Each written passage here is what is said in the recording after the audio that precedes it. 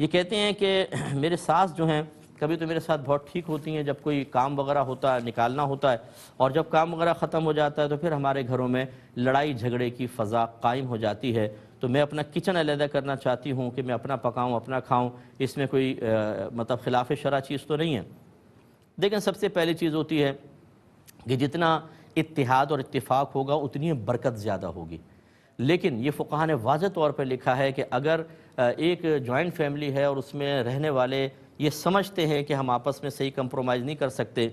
منافقت کوٹ کوٹ کے بھری ہوئی ہے کہ ویسے مسکرا کر باتیں چل رہی ہیں لیکن دل ہی دل میں بغض بھرا ہوا ہے، ایک دوسرے کی ٹانگیں کھینچی جا رہی ہیں، شکایتیں لگائی جا رہی ہیں، کوشش یہ ہے کہ فلاں اس سے بدزن ہو جائے، وہ چاہتا ہے فلاں اس سے بدزن ہو جائے۔ جب اس قسم کی صورتحال ہو، دل دور ہو جائے، ایک دوسرے سے فیڈ اپ ہو چکے ہوں، تو پھر اس طرح رسمی طور پہ ساتھ رہنا یہ ہر روز گناہوں کا انبار لگا دے گا اور آپ کا نام اعمال سیاہ ہوتا رہے گا۔ ایسی صورت میں پیار محبت سے شوہر کو راضی کریں، شوہر کو ساری صورتحال بتائیں، وہ اپنی والدہ سے بھی ڈسکس کریں کیونکہ ماں کا بھی ان پر حق ہے اور آپ کا بھی حق ہے۔ ایسا نہیں کہ بیوی کی محبت میں ماں کی دل آزاری ہو یا ماں کی وفاداری نبھانے میں بیوی پہ ظلم کے مرتکب ہو جائیں، شوہر کی دونوں صورتوں میں آخرت میں پکڑ ہے۔ اس لیے بڑے اچھے انداز سے فیصلہ کر کے حتی الامکان وہ والدہ کو بھی راضی کر کے پھر اگر کچن علیحدہ کرتے ہیں، تھوڑا سا فاصلہ پیدا کرتے ہیں، اس طرح کی قطع رحمی نہ ہو لیکن تھوڑا فاصلہ تاکہ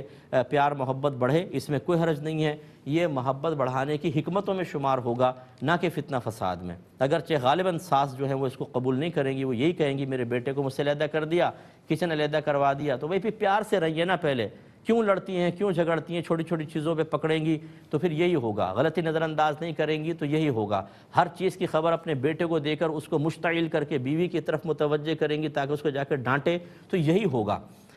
اگر بیٹی بہو جو ہے وہ ساس کو ماں سمجھے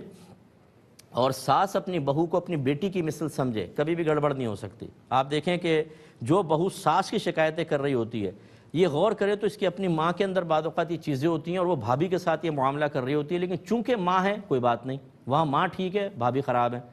اور اسی طریقے سے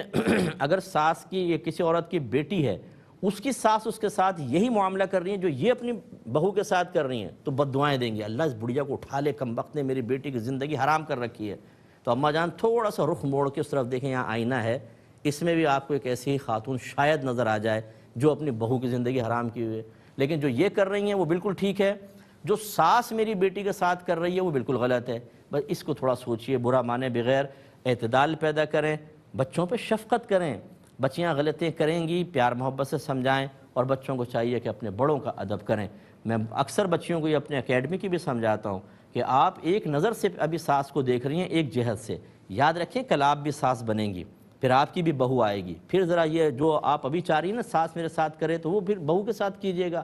اور جو پھر آج آپ کو ساس کا برا لگ رہا ہے کل خود آپ یہ بہو کے ساتھ کر رہی ہوں گی۔ اس لیے اچھی طریقے سے موجودہ حالت، ایک دوسرے کے رشتوں کا تقدس، احترام اور اپنے قریبی فیوچر کو سامنے رکھیے کہ کل ہمارے ساتھ بھی ایسا ہی ہوگا، پھر انشاءاللہ آپ دیکھیں کہ گھر جنت بنتا ہے۔ لیکن ہم ان کو سننا ہی نہیں چاہتے، بس لگے ہوئے ہیں ایک دوسرے سے فائٹ کر رہے ہیں، کریں پھر فائٹ، ساری زندگی بے سکون رہیں گے، دنیا میں بھی بے سکون اور مرنے کے بعد بھی بے سکونی، کیونکہ آپ ظلم کر چکے ہوں گے، زیادتی کر چکے ہوں گے، دل آزاریاں کر چکے ہوں گے، آپ نے غیبتیں کی ہوں گی، آپ نے چغلیاں کی ہوں گی، آپ نے ٹانگیں کھینچی ہوں گی، آپ نے دلوں میں نفرت اور جدائی کے